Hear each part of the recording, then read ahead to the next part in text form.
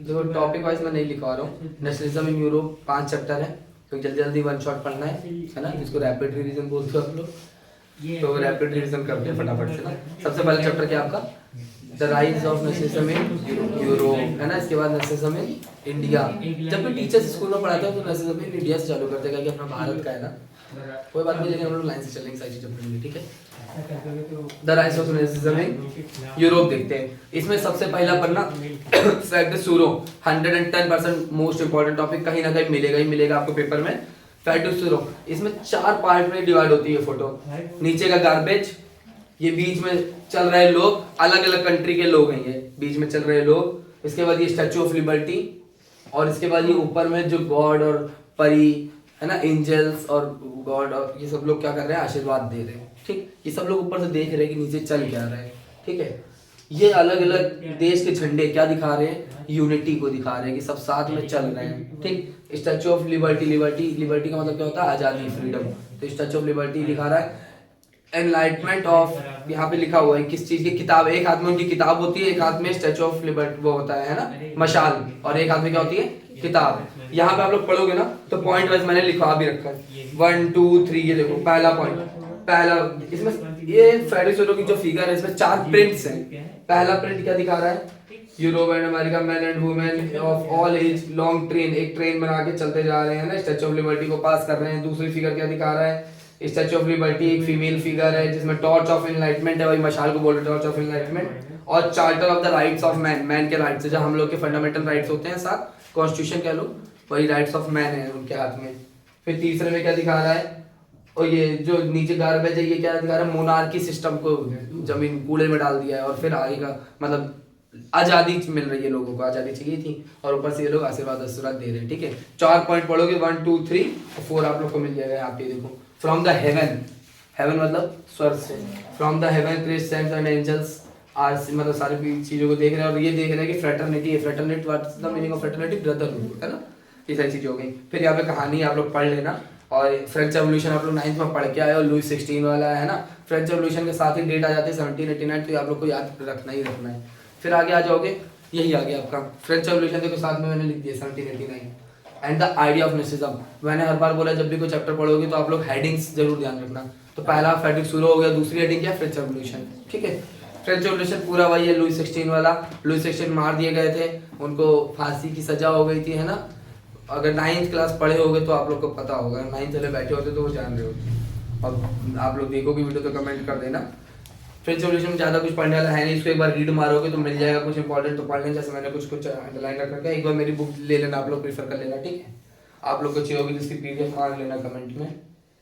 French revolution में बहुत सारे रेवोल्यूशनरीज हैं, जैसे एक बहुत बड़े रेवोल्यूशन मैक्सिमिलियन रॉबिस्पियर है, रेन ऑफ टेरर इनका समय था, ठीक है, 1793। एक गुलिटिन की सजा थी, है ना, लकड़ी के बीच में गर्दन डाल के काट देने वाला, वो गुलिटिन का नाम के एक साइंटिस्ट थे, उन्होंने बनाया था वो, है ना। पार्लियामेंट बना था, फ्रैंकफर्ट पार्लियामेंट में ओथ ली गई थी, ये सब 9th क्लास का ऐसी चीजें सारी, ठीक है। फ्रेंच रेवोल्यूशन समझ लो ना, एक बार रिवाइज, एक बार रीड कर लेना, और ज्यादा कुछ है नहीं। फिर आ जाते हैं हम लोग नेपोलियन कोड ऑफ कंडक्ट में। यहाँ पे आ जाएगा नेपोलियन कोड ऑफ कंडक्ट, यहाँ से आपको 7 से 8 पॉइंट मिल जाएंगे। नेपोलियन आया कब, 1804 में, ठीक है, और नेपोलियन गया कब, 1815 बैटल ऑफ वाटरलू में उसको हरा दिया गया था, ठीक है। आए ये थे राजा, एज अ नेपोलियन एक राजा थे, ठीक है, आए थे लड़ाई करके, जंग जीत के फ्रांस में कब्जा किया इन्होंने, ठीक है। बट बहुत अच्छे राजा थे, अच्छे क्यों थे, लोग बहुत पसंद करते थे। क्यों पसंद करते थे, क्योंकि पुराना जितना भी मोनार्की रूल चल रहा था सब इन्होंने खत्म कर दिया, तो ये एक तरीके से डिक्टेटर बन गए थे। इन्होंने बहुत अच्छे अच्छे चेंजेस किए, लोगों को आज़ादी दे दी हर चीज की। बट आखिर में आके, क्योंकि डिक्टेटर से कोई खुश नहीं होता है, डिक्टेटर क्या होता है, हिटलर जैसे, जो वो बोलेगा वही होगा। तो इससे कुछ समय तक लोग खुश होंगे जब उनके लिए अच्छा हो रहा है, अच्छा हो रहा है, अच्छा हो रहा है। फिर एक समय पे लोग डिक्टेटरशिप से कोई खुश नहीं होता। इसलिए हमारी कंट्री क्या, democratic country is the best country, है ना, जिसमें कि लोगों की बोलने की आज़ादी, हर चीज़ की आज़ादी, हम लोग चुनने की भी आज़ादी कि जो लीडर होगा वो हमारा ही होगा, ठीक है। नेपोलियन कोड ऑफ कंडक्ट निकला, 7 से 8 पॉइंट यहाँ पे मिल जाएंगे आप लोग को, ये इंपॉर्टेंट है, मोस्ट इंपॉर्टेंट है। फेडरिक सूरी इंपॉर्टेंट था, Napoleon code of conduct important, French revolution is not important because it is a topic of a 9th class, that's why it is not important. That much in 10th class. फिर Napoleon के बारे में कुछ कुछ कहानी लिखी है, Napoleon बोनापार्टी के, ऐसा लग रहा है कि हवा में उड़े जा रहे। डायग्राम जरूर देख लेना, डायग्राम जरूर देख लेना, क्या है कुछ नहीं, बस इसके नीचे का पढ़ लेना, एक बार रीड मार लेना और ज़्यादा कुछ, ठीक है।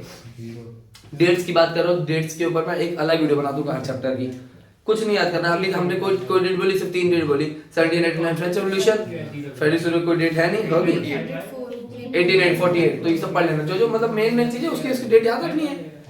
बाकी मैं बताऊँ ना, डेट की एक अलग से वीडियो बना दूंगा, क्योंकि अगर इसमें बनाया तो फिर बड़ी हो जाएगी, ठीक है। डेट की अलग से चैप्टर वाइज बना दूंगा क्योंकि हिस्ट्री में 5 चैप्टर है, यूपी बोर्ड के लिए और बेसिकली 4 ही है, तो 4 चैप्टर के अलग अलग डेट्स की वीडियो बना दूंगा ना। प्रिंट कल्चर जब पढ़ाया तो उसका बताया ही था अलग से डेट कैसे याद करनी है, सारी नहीं याद करनी होती, कुछ याद करनी होती है, ठीक है, और याद रहेगा। और डेट्स को भी रिलेट करके याद करना होता है, जैसे फ्रेडरिक सूर्य की डेट क्या है, 1848, अपना देश कब आजाद हुआ 1947, तो 19 में एक कम करो और 47 में एक बढ़ा दो, आ गया हमारे देश कब आजाद हुआ। ये डेट तो सबको याद है ना, 1947। डेट कैसे याद करते हो ये बताओ, रिलेट कराना। 19 में एक कम करो कितना हुआ 18, और 47 में एक बढ़ा दो कितना हुआ 1848 हो गया फ्रेडरिक सूर्य की डेट। समझ में आया, ऐसे याद करना है, कभी भूलोगे नहीं, जन्म में कभी नहीं भूलोगे, ठीक। एक कम और एक ज्यादा, खत्म। क्योंकि बैलेंस करने के लिए अगर कुछ कम कर रहे हो तो किसी को बढ़ाना भी तो पड़ेगा ना, वही चीज, ठीक। आगे तो ये हवा में उड़ रहे हैं भैया, देख लेना, फिगर देख लेना। फिर क्या है, सेकंड टॉपिक आ जाता है, अगर हम लोग अपनी बात क्या हो गया, अच्छा फोटो खींचे थे, देखो, ठीक है, कोई बात नहीं। सेकंड इस चैप्टर का सेकंड टॉपिक है, बट पहला हम लोग फ्रेडरिक सूर्य को भी कंसीडर करते हैं, तो हम मान लेते हैं कि तीसरा है, ठीक है। The making of nationalism in Europe. इसमें क्या है कि नेशनलिज्म की फीलिंग कैसे आई यूरोप में। यूरोप समझ लो, Europe is a collection of some countries, क्योंकि Europe is a continent, like Asia का continent, and Asia contains India, China, Afghanistan, Pakistan, ये सारी चीजें है ना, भूटान, नेपाल, श्रीलंका, ये सब। ऐसे यूरोप में कौन कौन है, अपना इंग्लैंड जो आया यहाँ राज करने, इंग्लैंड वाले, फ्रांस, ये सब है ना, ये सब कहाँ है, यूरोप में। और बहुत सारी कंट्रीज का नाम पढ़ते हो आप लोग यहाँ पे, ऑटोमन एम्पायर और फलाना फलाना बहुत सारे पढ़ते हैं, ठीक है। हंसबर्ग एम्पायर, पता नहीं क्या क्या, ऑस्ट्रिया हंगरी एम्पायर, ठीक है।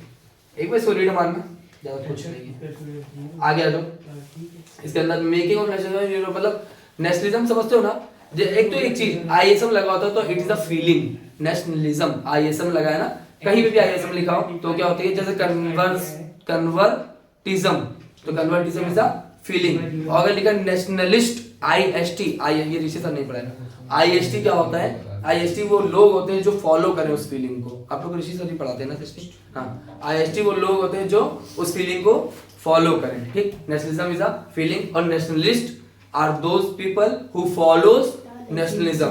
क्लियर हो गया।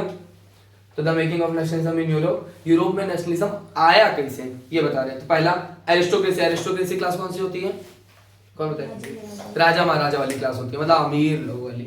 और द न्यू मिडिल क्लास, और न्यू मिडिल क्लास कौन सी हो गई, मतलब मिडिल क्लास से थोड़ा ऊपर वाले, जो हाँ पढ़े लिखे लोग है ना, जैसे बिजनेसमैन हो गए, अपर तो 3 से ज्यादा लिखी, मतलब मैंने लिखा एरिस्टोक्रेसी में अपर आ जाएंगे, न्यू मिडिल क्लास में लोअर आ जाएंगे, और मिडिल बी मतलब सबसे लो में क्या आ जाएंगे, पीसेंट, वो जो किसान इंसान होते हैं, ठीक है ना।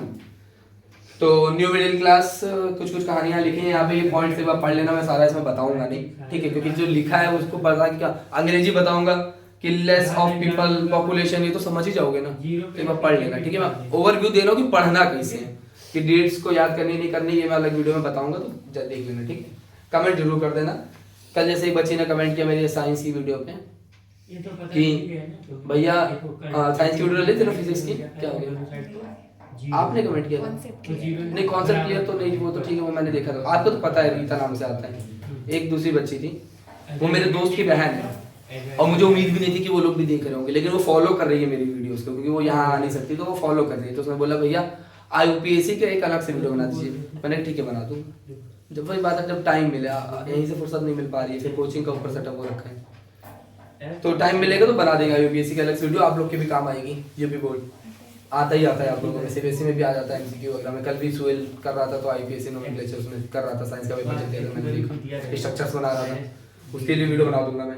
इसके लिए वो टाइमिंग की वीडियोस बना दूंगा मैं, रिलेट करके याद कैसे करना है ऐसा बता दूंगा कि आप कभी जन्म में नहीं भूलोगे।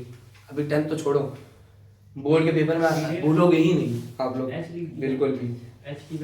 तो न्यू मिडिल क्लास देखो यहाँ पे न्यू मिडिल क्लास हो गया, आगे पढ़ लेते हेडिंग देख लेते फिर साथ में एक्सप्लेन करता हूँ। Aristocracy new middle class, what did liberal nationalism stands for. Liberal nationalism किस पे स्टैंड करता है? लिबरल, देखो तीन चीजें होती हैं, एक लिबरल, एक रेडिकल और एक कंजर्वेटिव, ठीक है। तो लिबरल नेशनलिज्म क्या होता है, किस पे स्टैंड करता है, इसके बारे में बात करेंगे अभी हम लोग।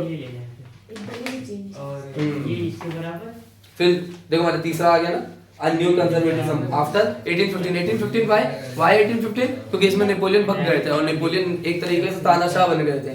आए थे राजा बन के, मोनार्की रूल लेके, फिर लास्ट में गए कैसे?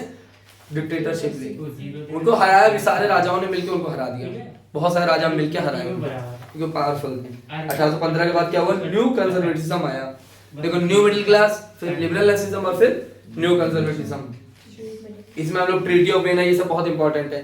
1815 मैं डेट जब बताऊंगा तो उसमें बता दूंगा सारी चीजें, फिर कंट्रीज के कुछ कुछ नाम लिखे हुए। ये डायग्राम देख लेना भाई, डायग्राम क्या कह रही है, अगर कहोगे तो हर डायग्राम के ऊपर एक अलग से वीडियो बना देंगे, मतलब एक डायग्राम्स की ही वीडियो बना देंगे, हिस्ट्री के अलग, सिविक्स के अलग, क्योंकि इन दोनों से ही डायग्राम मेन आती है, हिस्ट्री और सिविक्स है ना, डायग्राम आती है आप लोगों में, आपके में नहीं, सीबीएसई बोर्ड में आपके में नहीं आती, तो मुझे कुछ का नहीं। अब भाई बता, आपको 5 चैप्टर पढ़ने हैं, 4 चैप्टर पढ़ने हैं, इसलिए बैलेंस किया गया यूपी और सीबीएसई को, दिक्कत नहीं आनी चाहिए, है ना। फिर रेवोल्यूशनरीज, फिर कौन कौन रेवोल्यूशनरीज है, मतलब रेवोल्यूशनरीज जैसे कि हाँ, इसमें किसी भी मैजिनी के बारे में पढ़ोगे, जैसे अपने इंडिया में भगत सिंह, राजगुरु, ये पता नहीं फलाना चंद्रशेखर आजाद, बहुत सारे आए ना, बहुत सारे आए, गांधी जी भी हैं क्या?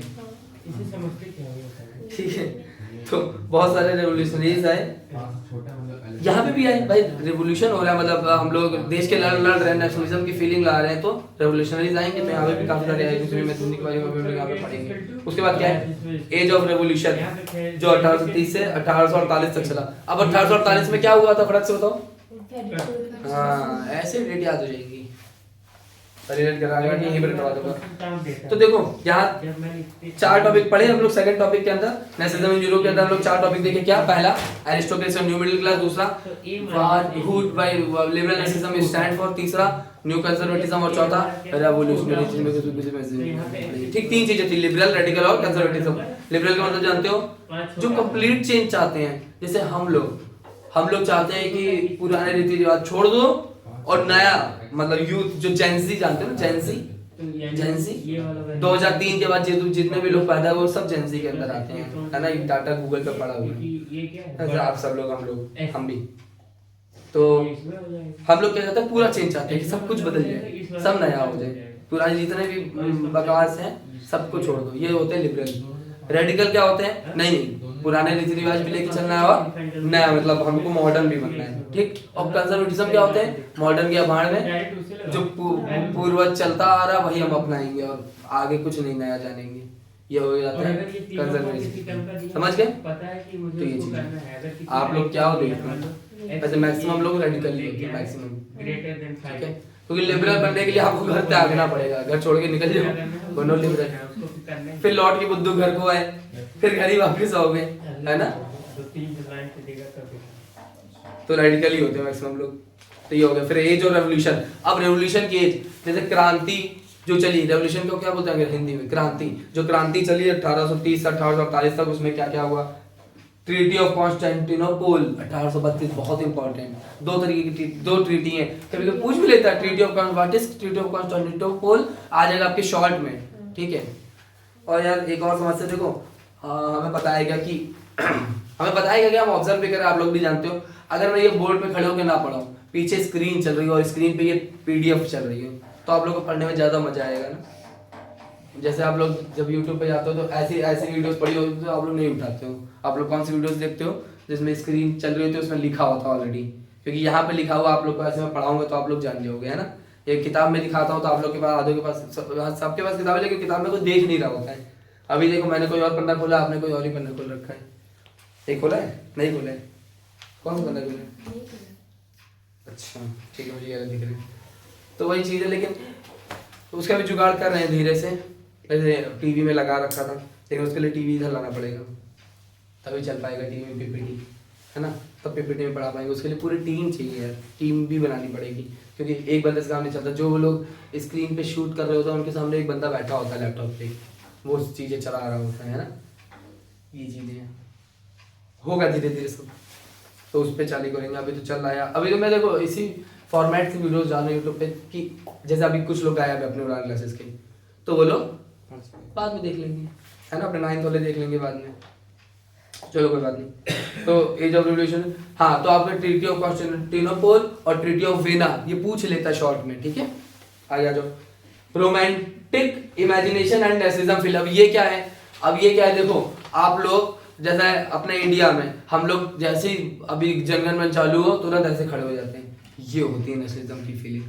अभी इंडिया का फ्लैग दिखे अलग ही जोश आ जाता है दिल में, है ना, ये होते हैं। अभी देशभक्ति गाना चला दो अलग ही फील आ जाता है, अभी कोई देशभक्ति मूवी चला दो तो मन करता है अब तो आर्मी में ही जाना है, वो काहे गोली मार रहा है, गोली हमारी तरफ से भी पड़नी चाहिए दुश्मन को, ऐसा आ जाता है ना। तो यही रोमांटिक और जैसे कि इंडिया को भारत माता क्यों बोला गया, क्योंकि हम लोग जानते हैं ना कि इंडिया वाले बहुत इमोशनल होते हैं, इनको किसी ऐसी चीज से जोड़ दो जिससे कि जैसे मिट्टी, हम लोग जमीन को छू के जाया करते हैं ना, मिट्टी को छू के जाया करते हैं ना, या कभी खेलने जाओ मैदान में तो क्या करते हैं प्लेयर्स, उसको छू के ऐसे करके माथे पे लगाते हैं ना मिट्टी, क्यों, क्योंकि हम लोग उसको भारत माता मानते हैं, है ना।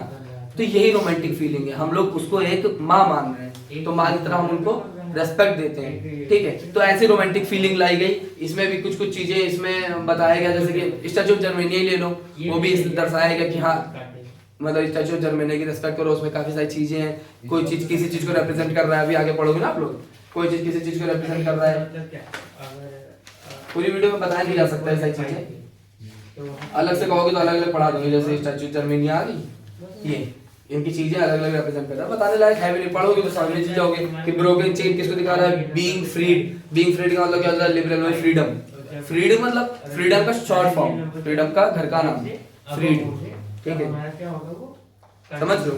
तो रोमांटिक फीलिंग समझ लो ना, हमने इंडिया से रिलेट किया क्योंकि समझ पाओगे आप लोग, यहाँ पे भी कुछ चीजें हैं जिसको आप लोग मतलब यहाँ पढ़ोगे तो आप लोग को समझ आ जाएगा कि यहाँ पे रोमांटिक फीलिंग किस चीज की थी, ठीक है।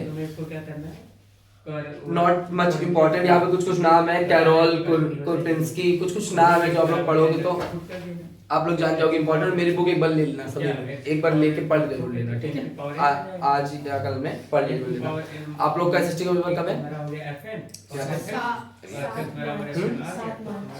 नहीं यहाँ पे हाँ 13 को, तो 12 तक अपनी एसएसटी खत्म करनी है, ठीक है, हाँ 13 को 12 तक एसएसटी खत्म करनी है, आराम से हो जाएगी, तो बहुत जल्दी समझ गए।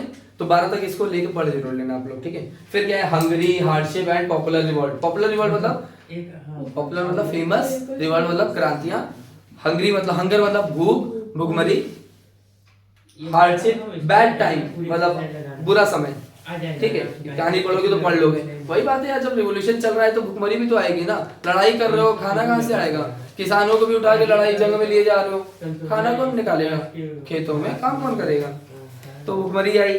और फिर वो वर्ल्ड ट्रेड मार्केट क्रैश कर गई थी इस समय पे, 2 बार क्रैश हुआ है जहाँ तक मेरे को याद है, मे भी 3 होगा, डेटा एक्चुअली एग्जाम नहीं है। वर्ल्ड ट्रेड मार्केट अभी आप लोग उसमें पढ़ोगे सिविल डिसोबीडियंस मूवमेंट में, वहां पे लिखा हुआ है कि वर्ल्ड ट्रेड मार्केट क्रैश कर गई थी आफ्टर सेकंड वर्ल्ड वॉर। ये पूरा दुनिया लड़ रही है तो पैसा तो कोई कमा ही नहीं रहा है, तो क्रैश ही करेगा ना मार्केट समझते हो ना, शेयर मार्केट जैसे अपने इंडिया में मुंबई में है ना, जैसे अपने इंडिया मुंबई को क्या बोलते हैं, इकोनॉमिक कैपिटल ऑफ इंडिया, क्योंकि पैसा सबसे ज्यादा मुंबई में है। और दिल्ली को क्या बोलते हैं, नेशनल कैपिटल है ना, इकोनॉमिक कैपिटल क्या है, बॉम्बे। अच्छा दिल्ली से अपना जब ये लोग आए थे तब कैपिटल क्या थी, इंडिया की कैपिटल क्या थी, जब ब्रिटिशर्स आए थे इंडिया की कैपिटल क्या थी, जब ब्रिटिशर्स आए थे इंडिया की कैपिटल क्या थी, कोलकाता है ना, ध्यान रखना। और इन लोगों ने अपने सेंटर्स बदले, कोलकाता कभी हुआ, कभी ये अवध क्या है जहाँ आप लोग हो, लखनऊ, फिर कभी ये मद्रास भी गया, बॉम्बे भी गया, सेशंस हुए ना बीच में, आप लोगों ने पढ़ा है, Calcutta session, Nagpur session, Bombay session, Lahore session, Lucknow, Pune pact, सब पढ़े हो ना। चलो आगे फिर क्या है, the revolution of the liberals मतलब भाई जो पूरी आजादी चाहते हैं, उनका क्या रेवोल्यूशन है, इसमें कुछ नाम आएंगे वो देखना होंगे और डेट्स देखनी होंगी, ठीक है। देखो लाल से क्यों हाईलाइट करता था, कहीं हमारे समझ के परे था, लाल का मतलब हमारे समझ के परे, खतरा, इस पन्ने को पलटते ही पलट गए, खतरा देखना ही नहीं है। हरा पढ़ते रहो, ठीक है। फिर आ जाते हैं फ्रैंकफर्ट पार्लियामेंट जिसकी अभी बात कर रहे थे, है ना, in the church of Saint Paul. इसमें भी कुछ अच्छे अच्छे डिसीजंस लिए गए, यहाँ लिखे, एक बार रीड कर लेना, मेरे तो हमसे पूछ लेना, कमेंट करो तो बता देंगे। Making of the Germany. अब आगे हम लोग यूनिफिकेशन पे, भाई मोस्ट इंपॉर्टेंट टॉपिक। देखो ऐसे मैं कभी बोलता ही नहीं हूं ना, पूरा चैप्टर पढ़ाना इंपॉर्टेंट क्या बोला नहीं, फेडरल सूरो को लिए बोला, नेपोलियन कोड ऑफ कंडक्ट लिए बोला, वो भी 9th के लिए जाते हैं, आपको मैं नहीं पूछेंगे नेपोलियन कोड ऑफ कंडक्ट, मतलब 5% चांस है कि पूछ ले, 95% नहीं पूछेगा, यूपी बोर्ड में आ जाएगा, तभी तो बोलता है यूपी बोर्ड के पेपर अब आसान होते हैं, ठीक है। अब आ गया क्या बोल रहा था मैं, हाँ यूनिफिकेशन, ये तो 100% है, 110%।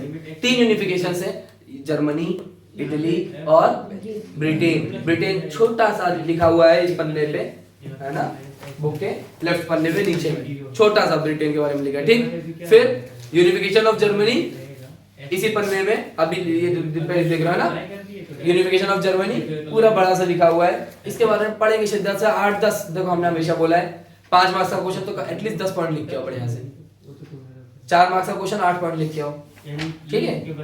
अगर वर्ड लिमिट नहीं है तो, वर्ड लिमिट है तो वर्ड के अकॉर्डिंग लिखोगे, एसएसटी में नहीं होती, अब पहले होती थी, अब नहीं होती, अब नहीं होती ना, हमारे समय पे होती थी, मतलब लिखना चाहो तो भी नहीं लिख पाते थे, आपकी में होती है अभी भी एसएसटी में, तो देख लेना, बाकी पॉइंट इस हिसाब से होने चाहिए। लॉन्ग 300 वर्ड्स के आते हैं तो उसमें कितना पॉइंट लिखना, आराम से हो जाएंगे आपके। लॉन्ग के मार्क्स बताइए, मार्क्स के अकॉर्डिंग कितने मार्क्स, 6 मार्क्स ना, 12 पॉइंट लिख दो, एक लाइन की तो लिखोगे, एक या 1.5 लाइन की 150 वर्ड्स हो जाएंगे आराम से, 12 पॉइंट लिख दो। और 12 पॉइंट में इसलिए बता रहा हूँ, अगर 12 पॉइंट लिखना चाह रहे हो ना तो कम से कम 15 पढ़ के जाना, अरे 3 भूलोगे भी तो हम बैकअप पहले से लेके जाएंगे कि भूल भी गए तो भी कोई समस्या नहीं, और अगर 15 पढ़ के गए 12 भी नहीं याद है, मतलब 3 से ज्यादा, मतलब हम लोग 5 भूल गए तो 2.19 से रिपीट मार देना, कुछ वर्ड्स चेंज कर देना, रिपीट मार देना, दिमाग होना चाहिए, बाकी सब हो जाएगा। इसलिए मैंने बोला ना पेपर से आधे घंटे पहले मिलके जाना, यही सब पर ध्यान देना उसमें, ठीक है। पेपर में पढ़ तो सारा लिया ना पेपर से पहले, उस आधे घंटे से यही बताऊंगा कि अगर ये पढ़ा हुआ याद नहीं आया तब क्या करोगे, अगर ये पढ़ा हुआ आया ही नहीं तब क्या करोगे। पहले तो ऐसा होगा ही नहीं कभी, 1000% चांस।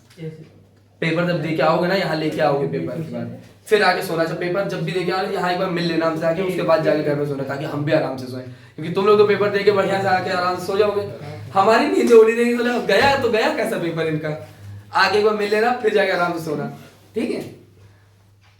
और हाँ, और जब पेपर देके आओगे 100% मैं गारंटी दे रहा हूँ, आप लोग आके ये बोलोगे भैया सब पढ़ा हुआ आया था, जैसे दीदी बोलती है भाई सब पढ़ा हुआ आया, जैसा हम बोलते हैं मम्मी से आके मम्मी सब पढ़ा हुआ है, सब पढ़ा हुआ नहीं आता। टॉपर्स वीडियो में बताए थे ना, सारा पढ़ोगे कुछ भी आ जाए हम कर लेंगे, ठीक है। जर्मेनिया मैंने कल भी बताया था, इसको मैं इसकी अलग से एक वीडियो डाल दूंगा यूनिफिकेशन के ऊपर, तब मैं बता दूंगा, क्योंकि ये वीडियो लॉन्ग हो जाएगी। अभी कितने मिनट की हुई, 22 मिनट की हो गई ना। देखो अभी हिस्ट्री का पहले चैप्टर चल रहा है, कोई बात नहीं, एक चैप्टर का वन शॉट डाल देंगे, तो फिर यूनिफिकेशन का अलग से मैं वीडियो डाल दूंगा तीनों यूनिफिकेशन के ऊपर, ठीक है। अच्छे से पॉइंट बता दूंगा, बाकी आप एक बार बुक लो इनसे और रीड कर लो, ये पॉइंट्स लिख लो इन कॉपी में, यूनिफिकेशन जजमेंट डाल के ये पॉइंट्स लिख लो, और ये बुक के को पॉइंट्स लिखोगे ना कोई काट ही नहीं सकता, कोई किसी की दम नहीं है क्योंकि काट दे। जैसे आप अपने पॉइंट्स लिखोगे तो एक बार चांस आपको डर रहता है कि यार कहीं हमारा लिखा हुआ है तो कहीं काट तो नहीं लिखा, नहीं ये लिखो ना, कोई नहीं काटेगा, ये हम रटवा देंगे, रटवाना नहीं मतलब समझा देंगे तो रट जाएगा, जहर में बच जाएगा। यूनिफिकेशन की जब वीडियो डालूंगा बता देना मुझे, कमेंट कर देना। फिर यूनिफिकेशन इटली का भी, यूनिफिकेशन इटली तो 3 चीजें, किसी भी मस्जिद के बारे में जान लो, देखो सबके बारे में लिखा हुआ है पॉइंट वाइज, और हमेशा पॉइंट में पढ़ो, साइंस भी एसएसटी भी, गुजबी मस्जिद के बारे में जान लो, गुजबी गरबाडी के बारे में जान लो, और केवर के बारे में जान लो। फिर यूनिफिकेशन ऑफ ब्रिटेन कुछ नहीं है यार, और ब्रिटेन को तो पढ़ना ही नहीं, हमारे पर राज करके गए थे भाई 200 साल, क्यों पढ़ेंगे उनको, पेपर में आ भी जाए तो भी छोड़ देना, बाहर में जाओ, नहीं पढ़ लेना शॉर्ट के लिए, ठीक है। शॉर्ट में आगे तो 2-3 पॉइंट रहते। United kingdom, England, Scotland, Ireland सब मिलकर के बना। देखो अभी कल फिर इंग्लैंड को हराई अपनी इंडिया अंडर 19, सौरभ सूर्यवंशी क्या नाम है उसका, हाँ भैया कौन सूर्यवंशी, सौरभ सूर्यवंशी, वैभव सूर्यवंशी जो राजस्थान से खेला था, फिर इंडिया को हरा दी कल अंडर 19। इंडिया तहलका मचा रही क्रिकेट में, अभी वुमेन आईपीएल जीती थी आरसीबी, और इस बार आरसीबी ने भी तहलका मचा दिया। उसके बाद वुमेन अभी जीती थी वर्ल्ड कप T20, अब लड़कों को चैलेंज कर दिया, आज इंडिया का पहला मैच है वर्ल्ड कप का ना, किसके साथ है, यूएसए के साथ। आज इंडिया का पहला मैच है और मैक्सिमम हम लोग इन्हीं को हराते हैं, अंग्रेजों को, इंग्लैंड वालों जो राज करके गए वर्ल्ड कप में फाइनल, क्योंकि इंग्लैंड का ही गेम है ना क्रिकेट, तो ये तो फाइनल में पहुंच ही जाते हैं खेल खिला के। फिर इनकी गलती नहीं है, गलती हमारी है कि हरा देते हैं फिर लास्ट में जाके इंडिया वाले। और देखो वुमेन अभी जीत के आई है T20 वर्ल्ड कप, अब लड़कों को चैलेंज कर दिया कि अब तुम्हारी बारी। डायलॉग है ना, डायलॉग इंडिया टीम का, मतलब जैसे हिंदुस्तान में डायलॉग चल रहा है कि हमारी छोरियों हमारे लड़कों से कम है कि, ऐसा डायलॉग है ना। अब लड़कियां ये डायलॉग मार रही हैं क्योंकि जीतते जा रही हैं। अब लड़कियों ने डायलॉग मारा जैसे वर्ल्ड कप जीते ना T20, अब लड़कों को बोल रहे हैं कि हमारे छोरे हमारी छोरियों से कम है के। ये लड़कों के लिए डायलॉग है, कहीं अब लड़के बहुत प्रेशर में T20 कब जीतना है। बेचारे लड़कियां ये नहीं देख रहे, अभी पिछला वाला वर्ल्ड कप भी जीत के आए हैं T20 जीते थे ना इंडिया वाले, अभी फिर T20 में चैलेंज, आज पहला ही मैच देखो क्या होता है। आज तो जीतेगी यूएसए का सामने खड़ी हो पाएगी। फिर आगे आते हैं विजुअलाइजेशन ऑफ द नेशन। अब नेशन को विजुअलाइज कैसे करें, मतलब जैसे कि हमारा दिमाग में अगर इंडिया बोलो ना तो भी कुछ नहीं दिमाग में आता है। इंडिया बोलो तो झंडा जरूर दिमाग में आ जाता होगा, ऑरेंज और व्हाइट, और वो अशोक चक्र, और वो अशोक चक्र में कितनी तीलियां होती हैं, ठीक है, सबका मतलब होता है तीलियों, उन तीलियों का भी मतलब होता है, पता है ना, उन तीलियों का भी मतलब होता है, किसी चीज को रिप्रेजेंट कर रही होती हैं। फिर ग्रीन है ना, ये कलर होता है इंडिया बोलते हैं। लेकिन जब भारत बोलते हो ना तो माँ याद आ जाती है ना, तो वही विजुअलाइज मतलब जैसे अगर नेशन बोलो तो दिमाग में कुछ ऐसा आ जाए, तो जर्मनी बोलो तो जर्मनी वालों को भी उनकी मम्मी दिखने लगती है। और फ्रांस को पता क्या दिखता है, फ्रांस को फादर दिखते हैं, क्योंकि फ्रांस इज अ फादरलैंड, पता है ना, फ्रांस इज अ फादरलैंड। और जर्मनी बोलो तो माँ, और भारत बोलो तो माँ, ठीक है, ये सारी चीजें। आगे आ जाओ, ये पढ़ लेना यार, पता नहीं क्यों रो रही है दीदी। द फॉरेन जर्मनी धीरे नहीं बोलेंगे, लेटिए ये देख लेना इनका कुछ होगा रीजन, ठीक है। बाकी ये फोटोज को बताओगे तो बना दूंगा। देखो खड़ी हो गई, गिर के उठना जानते हैं हम, अल्लाह खड़ी हो गई। अब बोलो अलार्म बज रहा, हो गए भाई, जग गए। स्नूज साइड से मत हो, स्नूज होता है 10 मिनट से उठता चला जाता है। इस वाले में है इसी पेशेंट में धर दिया। नेक्स्ट अब लास्ट टॉपिक, देखो 6 टॉपिक गिनते हैं, अभी 4 टॉपिक को टफ लगता है, अभी टफ लग रहा है, अभी भी टफ लग रहा है, नहीं ना, अभी भी अगर कुछ टफ लग रहा हो बता देना, अलग से पढ़ा दूंगा, 1-on-1 पढ़ा दूंगा, क्योंकि मैंने बोला ना पर्सनल मेंटरशिप अलग अलग पढ़ा दूंगा, एक को पढ़ा दूंगा, ठीक है। नेशनलिज्म तो समझ ही गए। इंपीरियलिज्म क्या होता है, देखो क्या लिखा, पावरफुलनेस, है ना, क्या हुआ, क्या बोल, जोड़ना, मतलब यहाँ पे हम लोग यूनिटी के बारे में पढ़ेंगे। ये सब मिलके एक वो कौन सा वो बने थे, बाल्कन रीजन, ये सब मिलके क्या बन गए, Romania, Bulgaria, Albania, Greece, Macedonia, Croatia, Bosnia, Slovenia, Serbia और मॉन्टेनेग्रो, ये 10 लोग मिलके क्या बन गए, बाल्कन रीजन। अच्छा यहाँ स्लेव, इनको इस रीजन को क्या स्लेव नोन है, स्लेव, बट ये स्लेव नौकर वाला स्लेव नहीं है, क्योंकि नौकर वाला स्लेव में SLAVES होता है, ये स्लेव है, ठीक है, नौकर वाला स्लेव नहीं है। अब उन लोगों के भैया करवा दो, नौकर वाला काम रहते हैं, हाँ वो बात ठीक है, लेकिन नौकर वाला स्लेव नहीं है, ठीक है,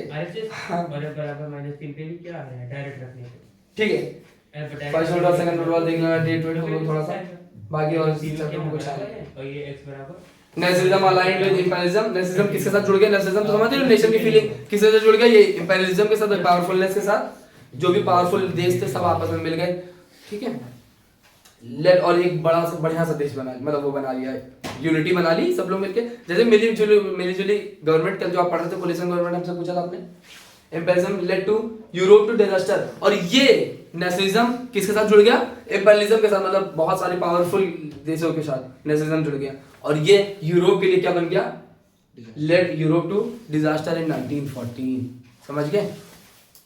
तो ये सारी चीजें हैं, बस चैप्टर खत्म, पैसा जब चलो नेक्स्ट वीडियो की लिंक इसके डिस्क्रिप्शन में मिल जाएगी। SST का हिस्ट्री का पहला चैप्टर, मैंने सोचा था कि सारों को 1 मिनट पढ़ा देंगे, लेकिन इट्स नॉट पॉसिबल यार, नहीं है पॉसिबल, कितने मिनट का होगा।